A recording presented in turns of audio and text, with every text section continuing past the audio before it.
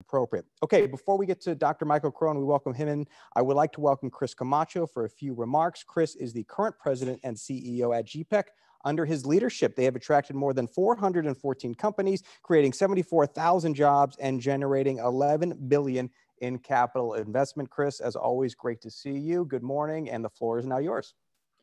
Excellent. Well, thank you, Eric, and welcome to our GPEC friends and network. And I wish everyone, as we sit here in December, a safe and healthy holiday season as we have that approaching.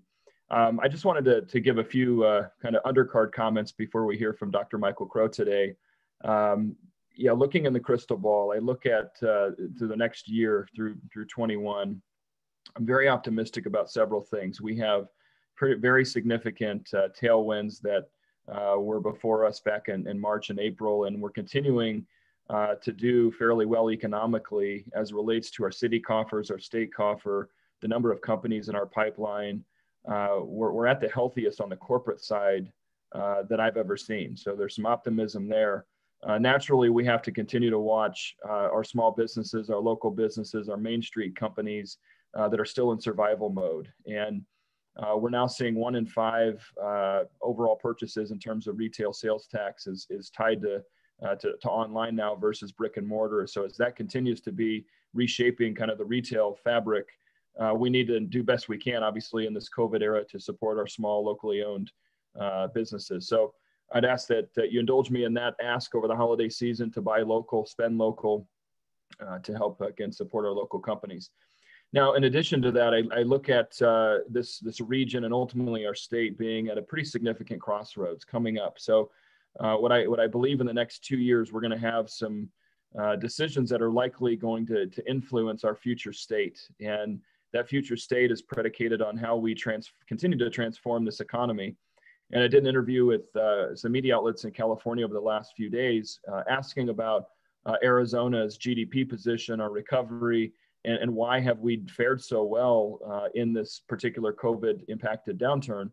And as a result of the transition from a growth enabled or growth driven economy to a much more base industry innovation driven economy, we're seeing that we had the third lowest statewide impact on a GDP contraction perspective in the second quarter. And so I anticipate 21 to be, again, a very positive year, but some of these items that are coming up that are going to be regional, civic level, and even state level for that matter, decisions that are going to influence, I believe, the next 20 years worth of the economy that we're building. One will be the transportation decision that's forthcoming as to how we continue to enhance our regional transportation grid. Second will be how we ensure that our communities, our cities, both urban and rural, or suburban cities for that matter, have the requisite public infrastructure, capital improvement program budgets to ensure that public infrastructure gets extended into this regional core, because that's honestly what's been driving the regional jobs balance or the equity balance on jobs has really been that public infrastructure investment that our communities have done over the last few years. In addition, upcoming decisions on education equity, and that's really a P through 20 conversation to ensure that all students have the access to quality, high-performing education solutions, teachers, and I applaud a lot of what the governor and even what we've seen with our universities in supporting the Teachers Academy to ensure that we have high-quality teachers in all classrooms around the state in Arizona. In addition, we have some big decisions coming up on STEM. Think of, you're going to hear more about the New Economy Initiative from Dr. Michael Crow today, but we're in a massive competition with not only domestic locations, but global locations and how we produce talent that's going to meet the needs of jobs that aren't even created yet. So you think of areas like quantum computing, cloud computing, density of energy, all of these new reforming industries or forming industries are putting us at the precipice for what kind of economy we have the chance to build. And I'm very optimistic that we're going to make the right decisions at the state and local level to enable that to happen. Another major area that we're going to see focus on, and I just got off a call here this morning with our newest Senator, Mark Kelly, and I've talked to Senator Sinema recently, or her staff, I should say, recently on the pending CHIPS Act, which is part of the National Defense Authorization Act, which could have anywhere from $10 to $25 billion of authorization. Why that matters to Greater Phoenix is not only TSMC, which closed on their land in North Phoenix yesterday with an $89 million purchase, and they're going to add several hundred engineers, thousands of workers here in the region.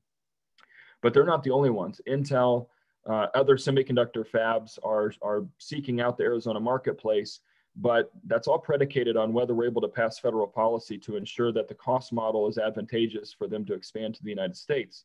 One of the things that I'm sure Michael will talk about today is the ability to produce engineering talent is aligned with our ability to become a global juggernaut in semiconductor capacity. But it's not just the foundries, the fabs, the wafers that are coming. It's all of the other supply chain as well that's going to create a strong U.S. ecosystem. And naturally, we'd love this base to happen here in the region to transform our economic position. So with that, I'm just really, I feel the gratitude of being able to work on behalf of our communities and our private sector partners and working with our universities and community colleges, because we're on the precipice of becoming a top U.S. national player in a number of tech arenas, but we can only do that with the continued partnerships that we have with our communities, private sector, and universities. So with that, I'm going to kick it back to you, Eric. Thanks for a few moments of time today, and I'm looking forward to hearing Michael's comments. Absolutely, Chris, and thank you. And of course, stick around because we'll be bringing you in as part of the ongoing discussion. As you can see, President and Dr. Michael Crow joining us right now is an educator, knowledge enterprise architect, science and technology policy scholar, and higher education leader.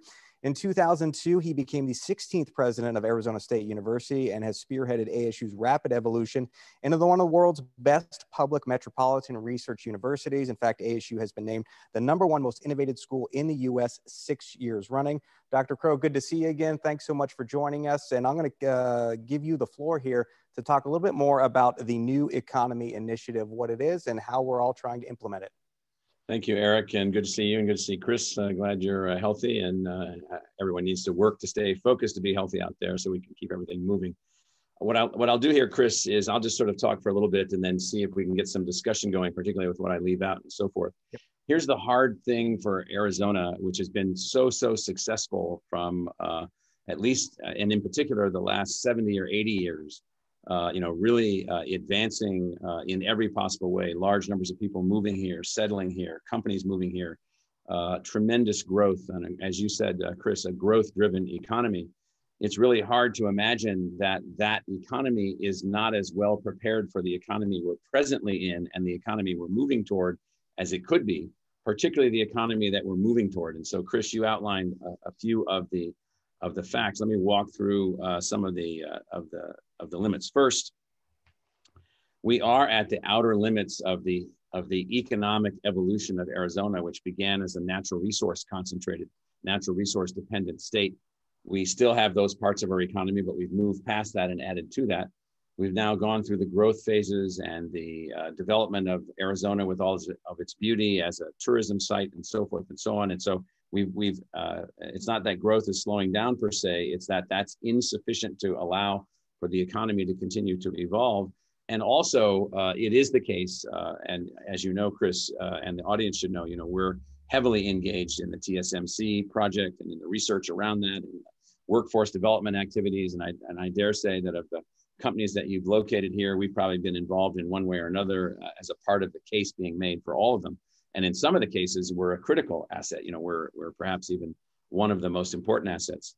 A lot of those industries that are locating here are historical industries. So the manufacturing of 7 nanometer or 5 nanometer chips and the advancement of all of that and the concentration of our resources here around TSMC, I'm just using this as an example, is to allow the country that presently exists to be successful. That doesn't necessarily lay the foundation for the economies that are moving forward. The artificial intelligence driven new sector that's emerging, the virtual reality sectors that are emerging, the augmented and autonomous and assisted realities, all these things that are moving forward. And these sound foreign to a lot of people, but the economic opportunities that lie ahead of us in the future are greater than any economic opportunity we've had in the past. And we've sort of run the course. And so the way to look at this is that the economic success of Arizona has gone like this, and now we've reached the tipping point, and now we need a step function. And in the step function, we need to now re-accelerate, but into the 21st century economy, not the historical 20th century economy, which is very, very different. How do we know this?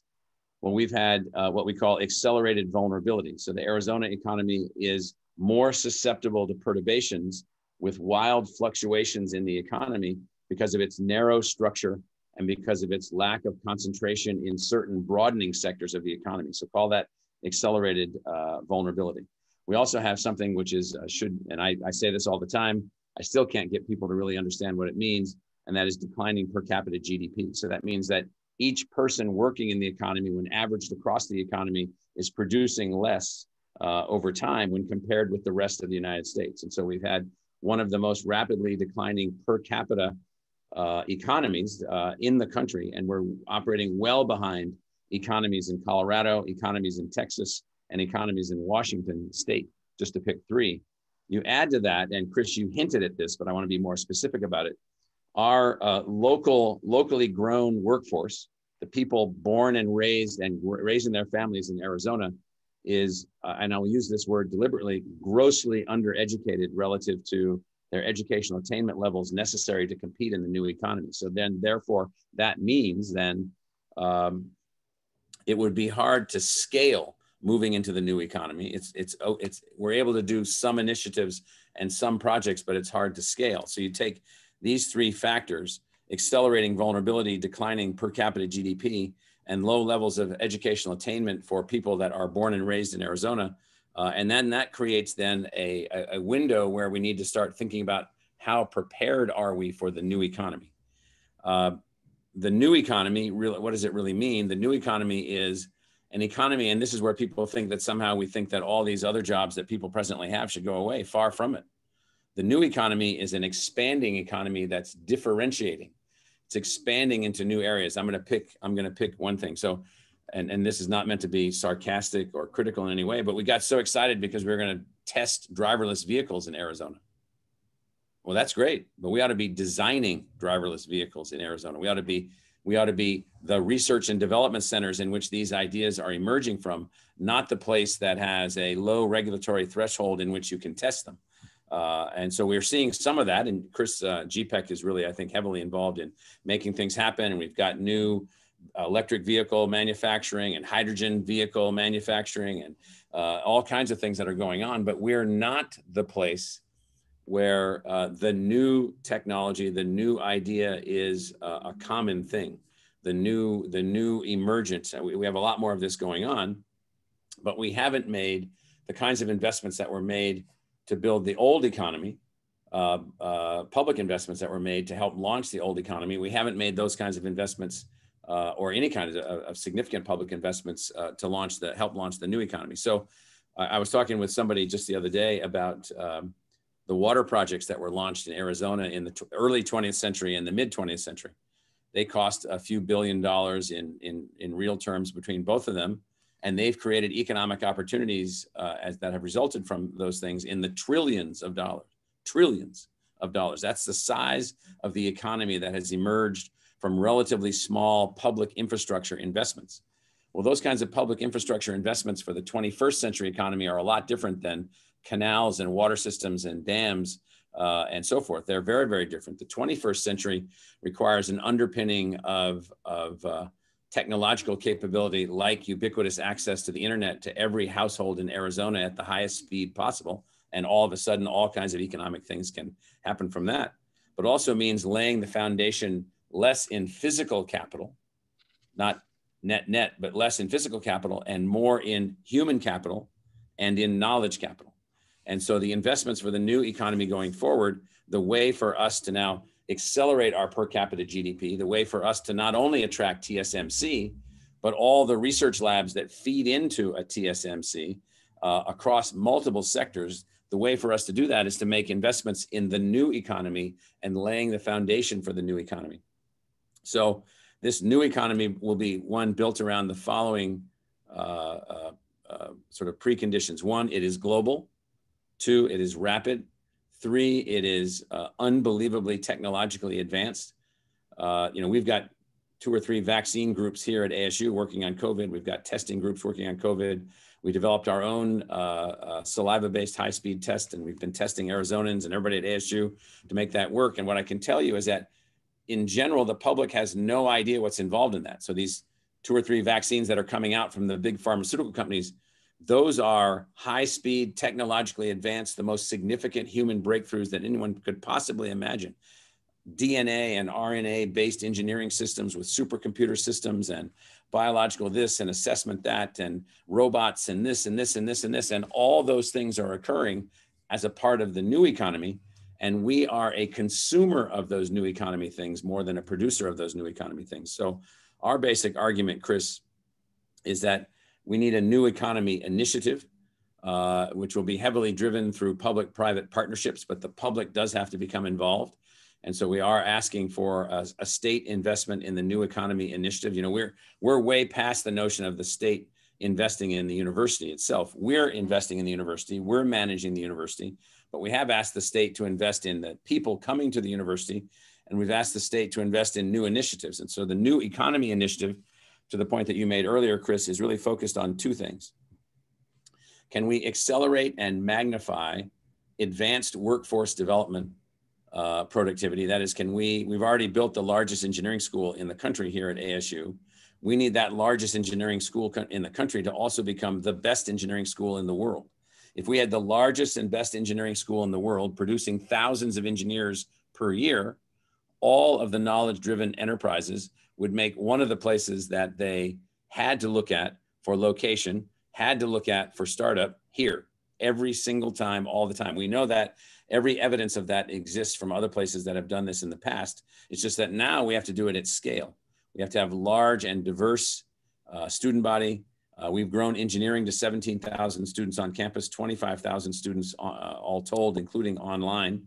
And then in addition to engineering workforce development, we need, for instance, more college graduates who are science and technology literate, who are humanities literate, who are culturally literate, who are business literate and business savvy. We need more who are entrepreneurially driven. All these things mean we need to continue to lay the seeds for an advanced workforce. That advanced workforce will enable us to attract companies, but just as importantly, it will enable us to grow companies and create companies from nothing. Not just companies that are in the entertainment business or in the tourist business or in the hospitality business and all the other things that we're already masters at, but new companies that have produced whole new technologies. So for instance, Zero Mass Water, which grew out of ASU, is an example of an Arizona homegrown company that's transformational in the whole energy and water space, just using that as an example. The second part of the new economy initiative from our perspective is to lay the foundation for the industries of the future. So you might think that semiconductor manufacturing is the industry of the future. No, it's a base industry. It's a foundational industry.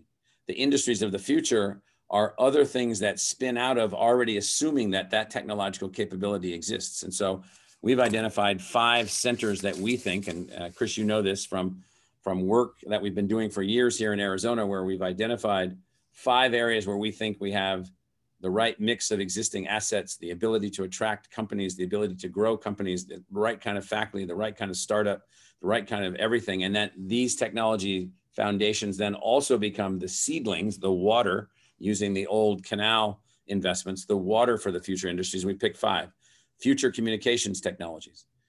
Communications, Motorola has been here in the past. Their spinouts and the companies that grew out of Motorola are still here. But future communication technologies will be involved in every single thing we do, beyond all other things. Extreme environment technologies. We think that Phoenix and Arizona should become the center for managing all things related to global climate change. I mean, global climate change is already baked in to some extent. So we've got to now start worrying about mitigation and response and adaptation. I read the other day that there were scientists that had developed a material that you could put on the outside of a building, which would then, using the chemistry of the material itself and photons from the sun, cool the building. No more air conditioners, no more heat exhaust being put into the Phoenix climate. We don't have in Arizona, we don't have a corner on the market of building the technologies for what the world needs to be to adapt to extreme environments going forward. Human performance. We've got the most beautiful site imaginable. We've already got unbelievable sports activities and sports teams. We've got fantastic medical and healthcare organizations. We've got companies like Medtronics and others that are here, but how do you now build all of the industries around human performance, advanced clothing, advanced wearables, advanced computation, advanced health outcomes? We already have a little bit of that, so we think that's a 3rd sector. A 4th sector is at the heart of everything, which is energy and materials. How will we build an economy driven by nothing but the photons from the sun, the water in the air and on the ground, and carbon dioxide, which is already existing in the atmosphere? It turns out you can build an entire economy from that. Arizona should be the center of this economy. They should be the place in which every new technological development commercialized is coming out of this place. And then lastly is advanced manufacturing. Something that we've learned during COVID is that manufacturing, which is why I talked about the internet, manufacturing doesn't have to be concentrated only in a TSMC type plant. You could take the TSMC plant that will be built in Phoenix for billions of dollars, producing the advanced microchips that we need to maintain our national security, where our supply chain can be protected and so forth and so on. But all of the thousands and thousands and thousands of component parts that go into that manufacturing process, a lot of those could be made in people's homes with advanced manufacturing networks, advanced 3D printing technologies, advanced ways of thinking about doing manufacturing in distributed formats and so forth, spreading out throughout Arizona, manufacturing capabilities that are, as I said, advanced. So those 5 things: future communications, extreme environments, human performance, energy and materials, and advanced manufacturing. And the New Economy Initiative has one other thing that we've added to this that we've really accelerated on our own. And that is, we have to find a way to bring the entirety of Arizona's population, all families, all backgrounds, all family histories, all family incomes, at least to the average of American educational attainment. If we cannot do that, we will not be competitive. And we're launching a new initiative every quarter out of ASU Prep Digital, which now has 40,000 students and 600,000 learning exercises. We have college courses for high school students, training courses for teachers. And so the other thing that we're doing, Chris, in addition to the advanced workforce development that's a part of the New Economy Initiative, and in addition to the science and technology centers, is that we are on our own with investment from the state and investment from philanthropy and investment from the university. We're advancing the most technologically sophisticated, most capable way of educating and teaching Arizonans across every family background to be ready for the new economy, to be a part of the new workforce. And,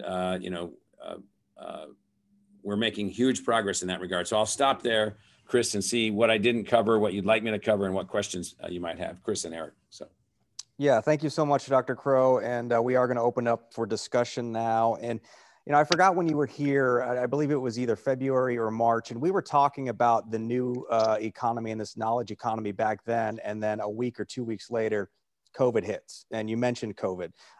So how does that impact, and where we are now, the priorities based on this new economy initiative? Have those priorities changed at all? If anything, what it has meant is it's accelerated the need to move forward even more quickly, because it turns out that the COVID is basically an indicator of complexity. COVID is an indicator of the way in which complexity will operate in a global system. So it happens to be a virus. It could be a virus. It could be a technological breakthrough. It could be an environmental change from global climate change. It could be any of these kinds of things that we have to deal with in the future.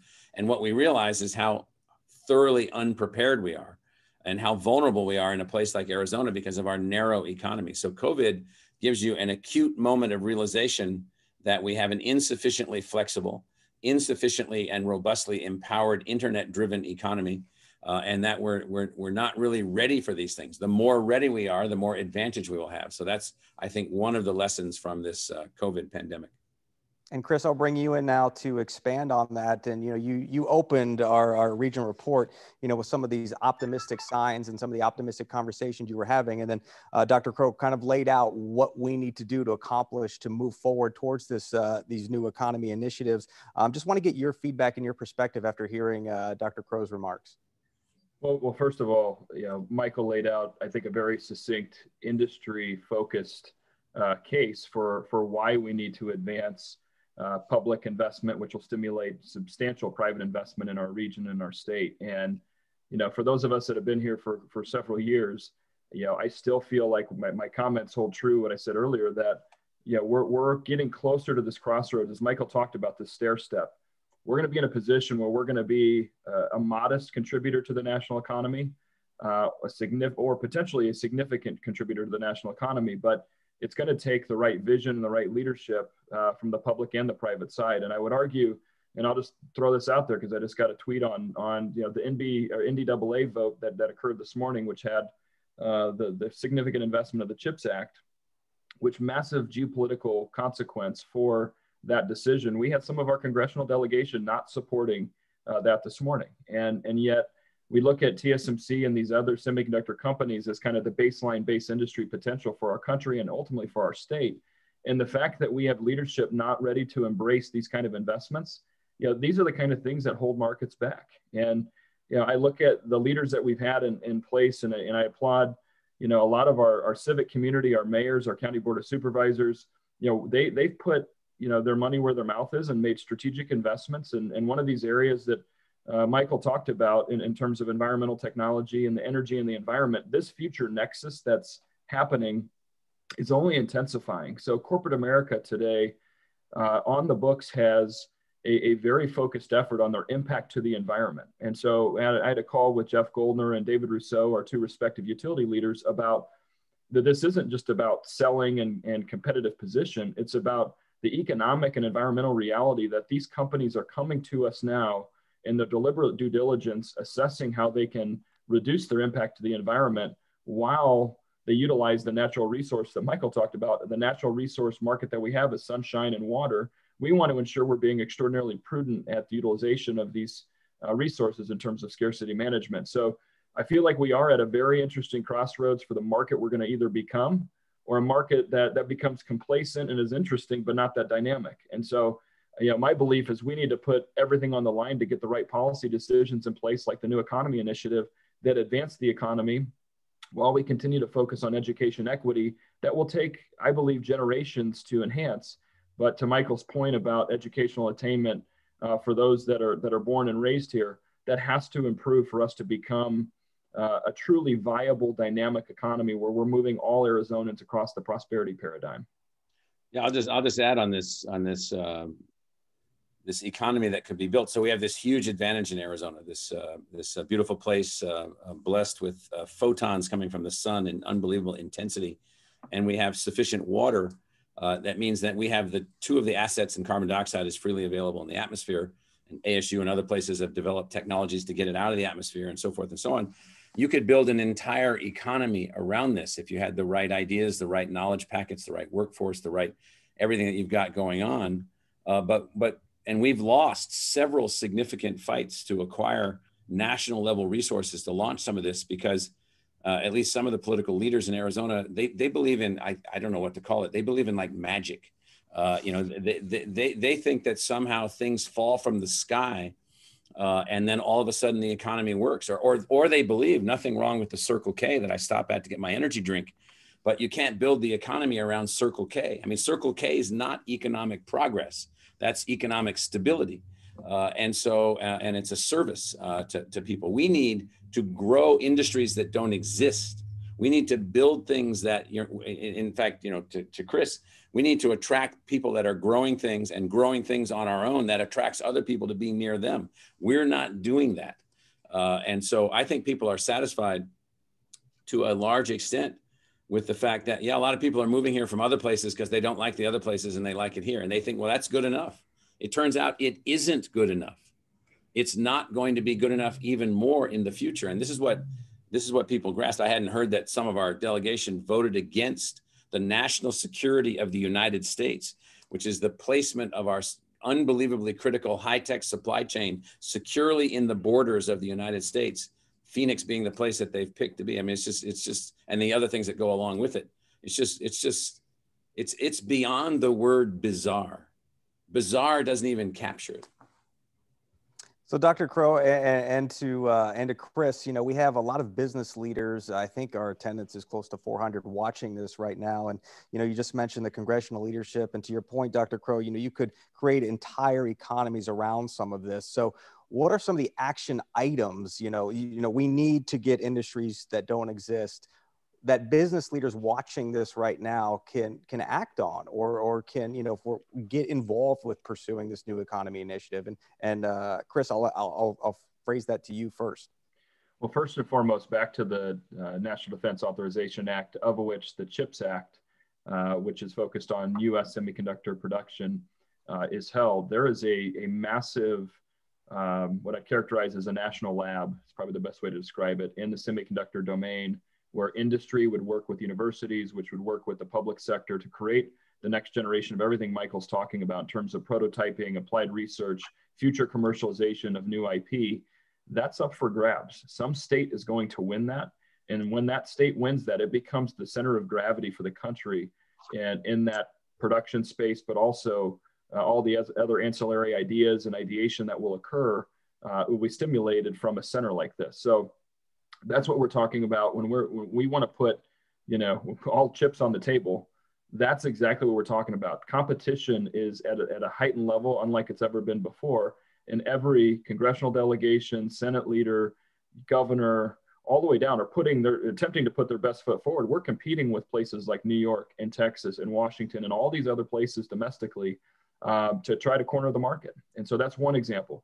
Others are, Michael touched on this a bit, but the New Economy Initiative in our minds is a very important step to help induce what we call these applied research centers or science technology innovation centers that it attempts to pull that individual who has that idea. Maybe they're sitting with an Intel or Microchip or onsemi or another legacy company and pulling them out to take that idea or prototype into the lab to test not only commercialization potential and market potential, but also test their ability to take that idea or that product and actually get it to market so that it produces ultimately revenue, jobs, and becomes an exportable value to our state. Those kind of public-private partnerships we've seen across the country. And we've had a couple, with support of the legislature here in Arizona, get approved both in wearable technologies and blockchain. And there's other areas related to energy that we'd like to advance as well. So, if we're laying out a vision for our state, and I know one of the questions asked about an education vision, I firmly believe that the region and ultimately the state needs a vision in all of these areas that we're going to work committed to, but work to execute against, not just in a political cycle, but over a 20-year period, 30-year period, because that's what it's going to require for us to make these commitments that transcend people like me and, ultimately Michael. But, over time, it's really setting the trajectory for what kind of place this can be and begin to execute against that vision. Yeah, so let's just follow on what Chris was talking about a little bit, Eric, and that is,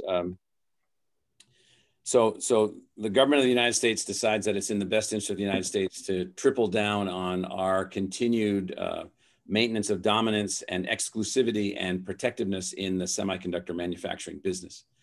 The most likely leading competitor right now for all of this will be Austin, Texas. And Austin, Texas, inside the state of Texas, also a place that believes in a controlled government, small government, a lot of conservatives in Texas and so forth, like we have here in Arizona, thoughtful and considerate. But they have a completely different view, a totally different view about competitiveness. Their goal is to win, and make whatever investments are necessary to win. So they did win Sematech decades ago when the last push like this got underway.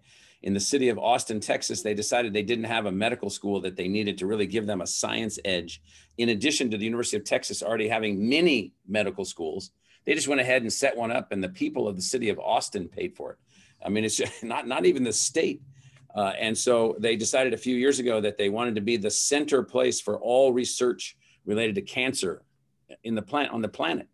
So they set aside billions of dollars, the state of Texas, led by the business community, to make these things happen. And so what we don't have here in our business community, and I've said this publicly before, and I'll say it again, is as Chris really alluded to, it's everybody for themselves. There's no plan.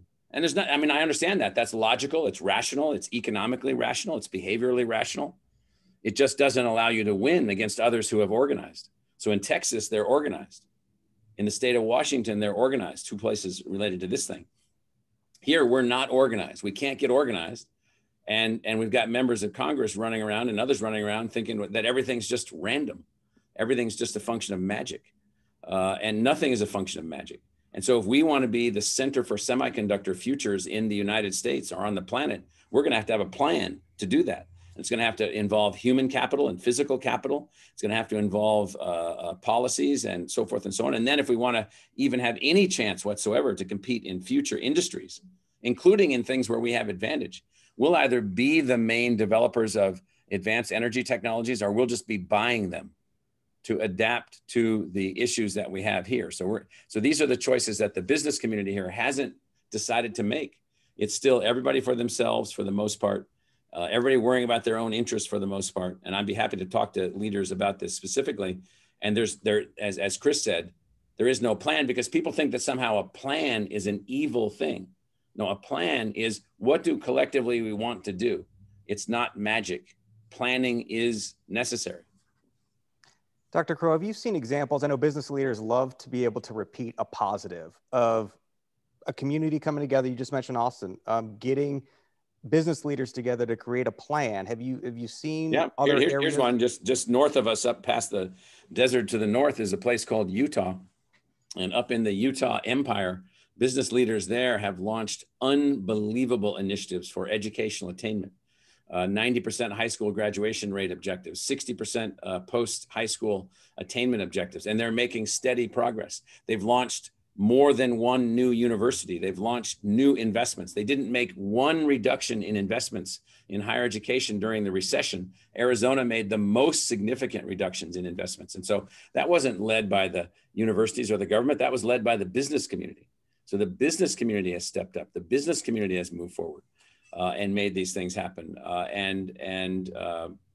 So that's a perfect example. If you look at the Front Range of Colorado, same kind of thing, all kinds of initiatives and investments. Let's look at educational attainment. Educational attainment in Colorado is one order of magnitude higher, one standard deviation higher than in Arizona. Utah is accelerating beyond Arizona. And so people don't realize of the people born and raised in Arizona, not the college graduates that are recruited here later in their life, we are a very, very low performance place.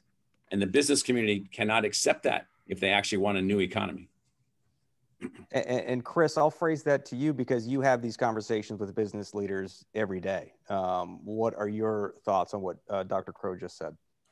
Well, I do think we need to, the specific ask, because I get a lot of business community folks asking me, well, what can we do to help? And I think even a number of the questions in the queue today are, how do we activate ourselves? Well, one, you'd be amazed when you go down to the legislature of how many of them do not talk to business people. And so we need to organize the business community to engage with our respective House and Senate leaders and talk about the New Economy Initiative and not only the education offering, but as Michael talked about, this is in pushing our advanced economy to that next stage. And the $100 million ask that's out there from the Board of Regents, should be. So I know we've written letters to the legislature to ask the governor as well for support. And those are the kind of things we need the business community to rally around.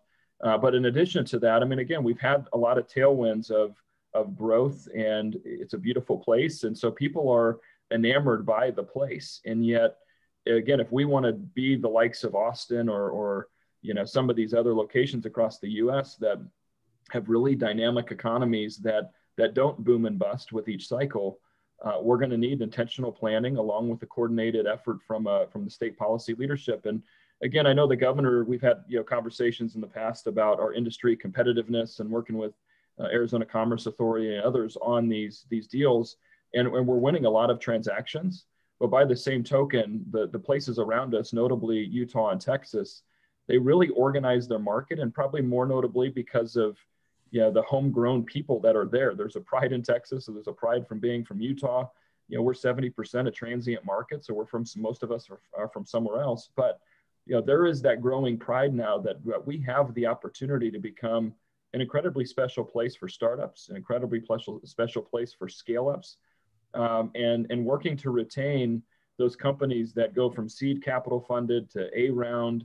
I mean, we need to continue to cultivate that. And I still believe our best years are yet to come, but we can't let them happen by accident. It's going to require us to do things that are very uncomfortable for our citizen base in terms of tax and investment decisions.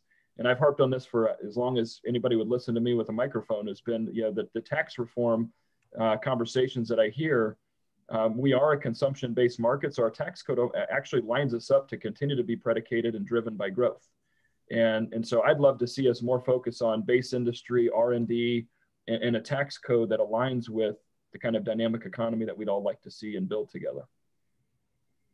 That's an interesting perspective. And Dr. Crow, I'll bring you in. Chris just mentioned that, in those other markets, Utah, Texas, a majority of business leaders are homegrown. And here we are on this conversation seeing, the 400 business leaders that are joining us, and 70% are from outside of this market. Do you think that has a major impact on trying to rally the business community together? It does have an impact, and it should, once you get consciously aware of it, give you an advantage, because then you've got the advantage of a lot of new ideas coming in. But we haven't found a way to think that way. And so what we have is too many independent actors, advancing their own interests in a place that allows the advancement of one's own interests. That in the long run then has put us in a position with declining per capita GDP, low levels of educational attainment, because we can't get anybody to agree that we want higher levels of educational attainment as an outcome, and we want higher levels of per capita GDP. And what can we do? Everybody's business, by the way, that's on the call would be better as a function of that. You put more money in the economy and everybody wins. You put more money across the entirety of the economy and everybody wins. And so there, it is in everyone's interest. And so what we need to do is sort of, in a sense, figure out those things that we feel comfortable doing, get around those and really drive them out. In Colorado, for instance, the business community there, just adding them, they set their educational attainment goals for post-secondary educational attainment at 66%. Texas set theirs at 60. Utah set theirs at 60. We set ours at 60, but I think we've got like 3 people working on that. And so in other places, it's a bigger deal. And the business community, Eric, to your comment, they're the drivers, because they know that wins. That's what drives forward the new economy and the new economic successes. Follow-up question here on education. Dr. Crow, the New American University model, of course, has been dramatically successful. How does this new economy initiative address the disparity between rural and urban access to good jobs and those educational gaps you were talking about? Well, one of the things that we've been able to do in Arizona, because it is a place where you can come in as an outsider, do new things, build new institutions, and we've built a technology platform for which there is no gap. We can deliver engineering education to any person, anywhere, any scale. We can deliver STEM education. ASU now has 60,000 STEM majors between our online and on-campus programs, give or take. And we never had anything like that before. We have STEM majors who are remote. We have STEM majors who are in rural areas. We have ways to move our educational content into rural areas. We think that if we could get people to understand this and get the internet ubiquitously out there in high speed, rural-urban divides relative to economic opportunity go away. In a new knowledge-driven, IT-driven, information-driven economy, they just go away. And we haven't done that yet. Hey, Chris, same question. And I know we've had this discussion before on, the spectrum of recovery, especially after COVID, where, some of these industries are on that upward curve where other jobs, other industries are really struggling right now, and how that plays into that question that I just posed, Dr. Crow. Yeah, I think that the challenge, really is that, action really comes generally from pain, and the unevenness of that pain in terms of its distribution is happening right now. So when I have the calls with the corporate leaders in Arizona, which the public companies that are here, many of them are in the global manufacturing base. So they have R&D and manufacturing around the globe. And from a consumer product perspective, many of them, felt the initial impacts of COVID very early on because of their global supply chains. But subsequent to that have, recovered, and they're obviously deploying PPE and safety practices to ensure their employee base is safe. But most of corporate America is doing fairly well, economically, financially. And hence the stock market's position, largely because the Fed's been very active.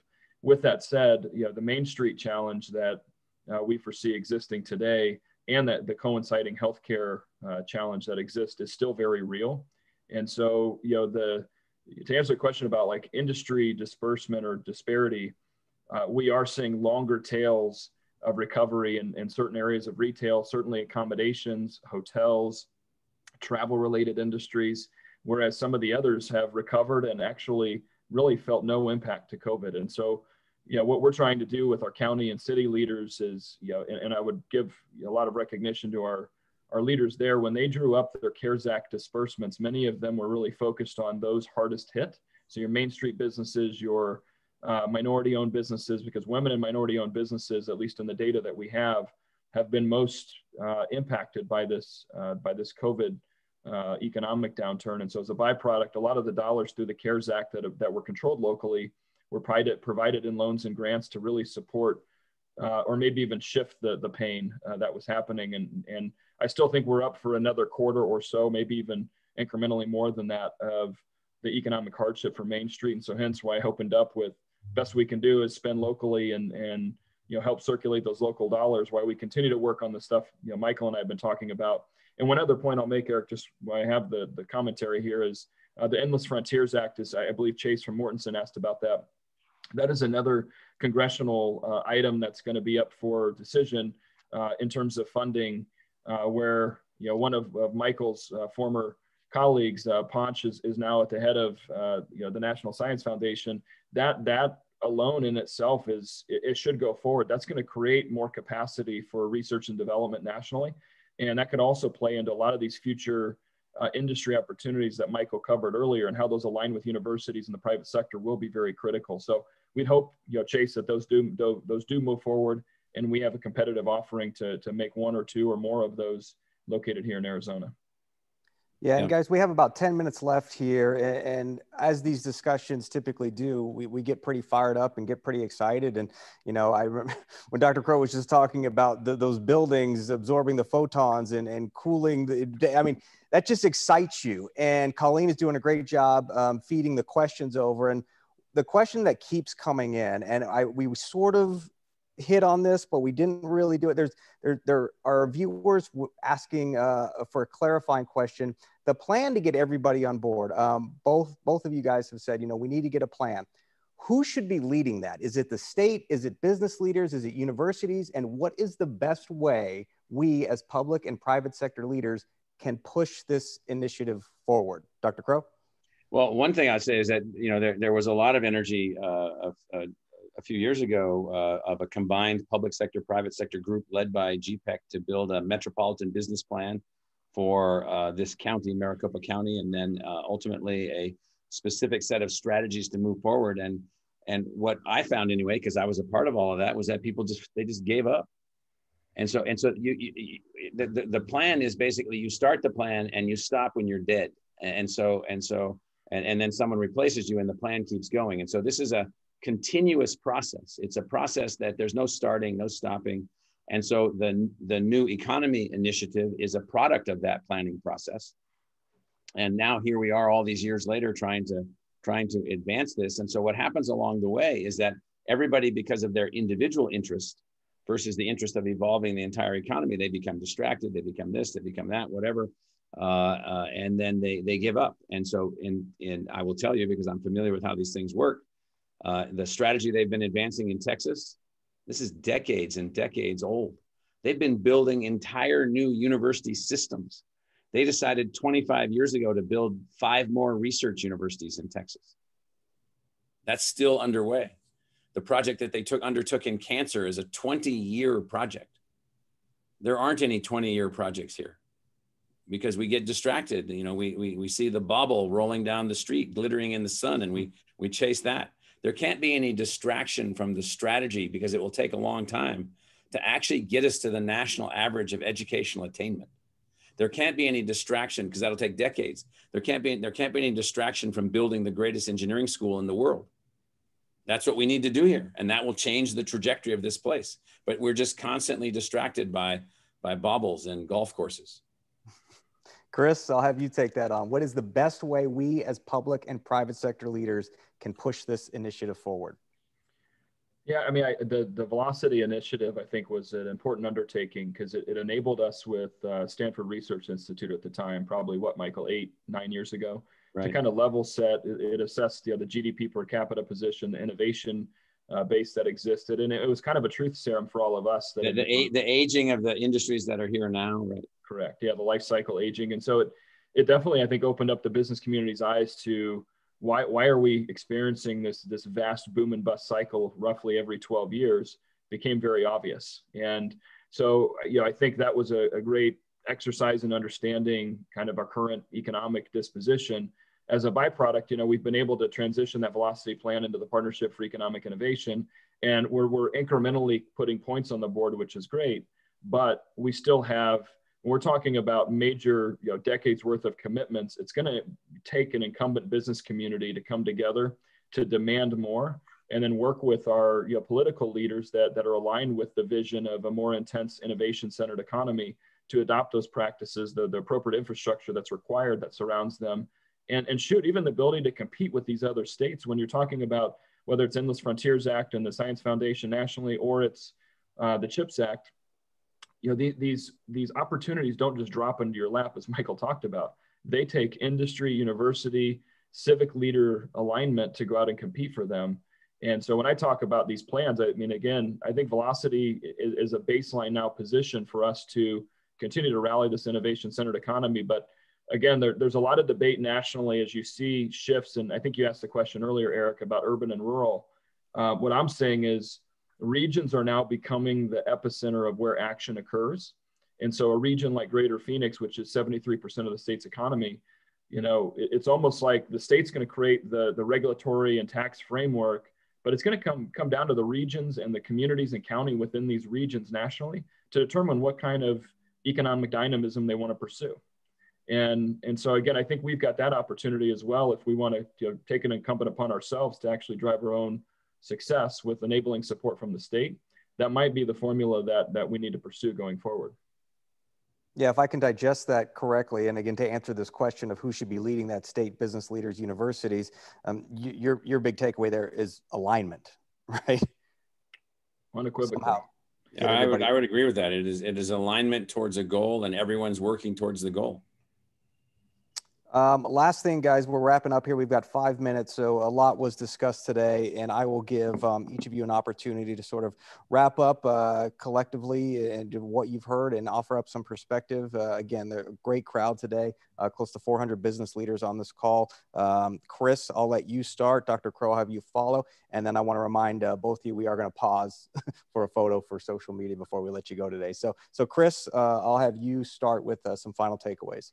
Yeah, well, what I would say, Eric, to close is that, Michael and I have had a number of these conversations over the last decade about our ability to rise up to the challenges before us. If you look at what our public universities have been able to do with less funding through the downturn previously, and really operating as an enterprise model, as an entrepreneurial driven university, our reputation has been enhanced because of that. By the same token, we're obviously, from a leadership perspective, we have to challenge the norms that exist in our marketplace. So, we come on these calls and I'm leaving other calls where we're out selling the market and putting deals together. And that's the exciting part of what we get to do. By the same token, our job is to constantly, reach for that next plane, reach for that next stair step, as Michael alluded to earlier, and put ourselves in a position to compete with the best minds, the best systems nationally. And we should be relentless about that. There should be no holding back, no complacency on what we can become, because again, this market is so open, it's so inclusive, it's naturally maverick in a way that enables you as market leaders to change things quickly. Unlike other places where you have very static or closed systems and inability to make reforms, that doesn't exist here. So with that right kind of North Star vision, I believe we can put ourselves in a place where we intensify our innovation capacity, we secure our future water position, we look at strategies related to energy, and we have the right balance of adoption of the right kind of new technologies and emerging technologies, but ensuring reliability and redundancy, which our base industries need. All of these things are possible here in Greater Phoenix and Arizona. In most places, it's not. And so that's why, I'm optimistic about the nearer term that's coming in terms of the recovery. But by the same token, I do believe there should be a lot of optimism about our ability to organize and create that plan or that dream that we've been talking about and go execute it. That's right before us. So I thank Eric for the opportunity, and Michael, thank you for joining us today. And we'll turn it over to you for the closing thoughts. I'll be quick. Eric. Well, thanks for the invitation. So right now we have a very successful step function. We've basically maximized our transactional economy. We're transactional. Our economy just trades goods and services back and forth based on growth. We've reached the maximum outcome there. So Arizonans have a really difficult decision to make. Are they going to be satisfied with basically falling further and further behind from the leading edge of economic transformation? Or do they want to be in the game? Now, being in the game, like being in sports, it means being in the game, training the team, executing the plays, planning where you're going to go. Transactional economies that are more simple, they don't require that. They require a small amount of infrastructure, a few rules for the game to be played, and then that's how they work. So we have to decide whether or not if we're going to be satisfied with falling further and further out of the orbit of the core American economy, or do we want to be the leader of the core American economy? Now, to do that, it's going to require us to create an environment, a new economic construct, a new economic model. There's many elements to this. The New Economy Initiative for us is one piece of this. How do you take universities and get them to do new things and more adaptive things and work with others and partner and so forth and so on, and then also scale, and we're ready to do that. But we've got to make a choice. The business community has to make a choice whether or not they're satisfied with just a few transactions and a few additional shekels here and there, or whether or not they want to be at the leading edge, driving economic growth forward, driving cultural success and social success forward, and actually building this fantastic place that Arizona has every possibility to continue to be, but in a creative economy as opposed to a transactional economy. Well, Dr. Crow, Chris, what a great discussion we had. Very informative, a lot of great perspective there for the business leaders watching this today.